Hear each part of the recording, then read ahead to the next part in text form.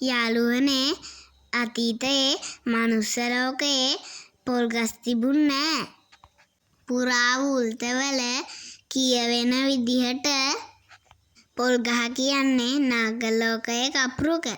ඒ කියන්නේ සිතුව පැතූ සම්පත් ලබා දෙන ගහ. මේ ගහේ වටිනාකම කොච්චරද කියනවා නම් නාගයෝ මේක මිනිස්සුන්ට දෙන්න කැමති වුණේම නෑ. ඒත් නාග ලෝකයේ හිටපු බල සම්පන්න නාගයෙක්ගේ අනුකම්පාවෙන් සමහරු කියන්නේ අවලෝකේශ්වර බෝධිසත්වයන්ගේ මැදිහත් වීමෙන් මේ ගහේ ගෙඩියක් මහමුහුද දෙබෑ කරගෙන පාවෙලා ඇවිත් මනුස්ස ලෝකෙට ගොඩ ගහන්න සැලැස්සුවා කියලා. ඒ වෙන කොහේවත් නෙමෙයි.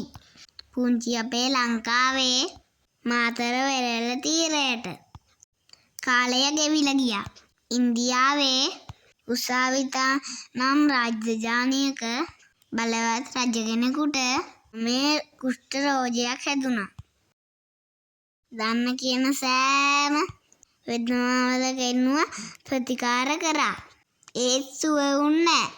අන්තිමේදී ඒගොල්ලෝ කිව්වා මේ රෝගෙට ප්‍රතිකාර වන්නේ පුංචි ලංකාවේ තියෙන වටිනාම ඖෂධයක් වෙන පොල් ගෙඩියක වතුර බොන්න ඕනේ කියලා. ඉතින් ඒ රජතුමා ඒක අහපු ගමන්ම නැවක් හදාගෙන වැලිගම වෙල්ලදීලයට ආවා. ඇවිත් පොල් වතුර බිව්වා. පොල් වතුර උගුරෙන් පහළට ගියා විතරයි කුෂ්ඨ රෝගය හොඳ වුණා.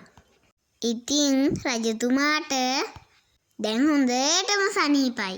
රජතුමා කාලයක් ඉඳලා නිකම්ම ගියේ නෑ.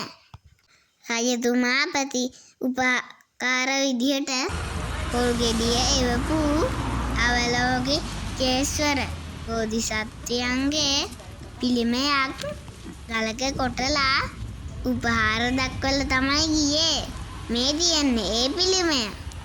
අද කට්ටිය මේක හඳුන්වන්නේ කුෂ්ඨ හැදුන රජතුමා කරපු පිළිමය නිසා මේක කුෂ්ඨ රාජගල කියලා. යාළුවනේ ඔයාලත් මාතර වැලිගම පැත්තේ ආවොත් පොල් හේන පහුවෙලා ඉස්සරහට යද්දී ඡේදවන්ත විදිහට බබලෙන මේ කුෂ්ඨ රාජ පිළිමය බලන්න අමතක කරන්න එපා. බලන්නකෝ මේකේ තියෙන ලස්සන. ඒ වගේම මීට අවුරුදු 10 ගානකට කලින් කළු ගලක මේ වගේ පිළිමයක් හදපු ගැන පුළුවන්යි නේද? මෙහෙ බලන්න.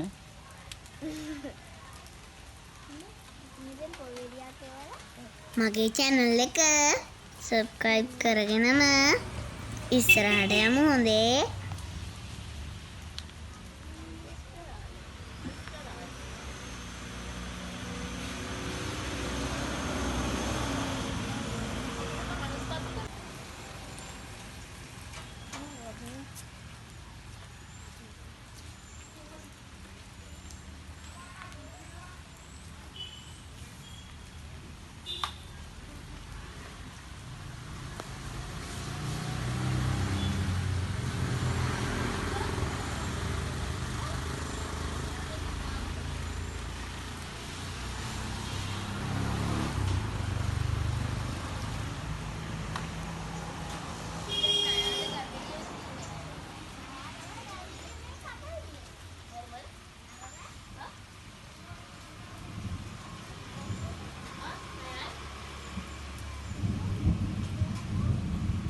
එහෙනම් යාළුවනේ කුෂ්ඨ රාජගල බලන්න ආපු චාරිකාවත් මෙතනින් ඉවරයි.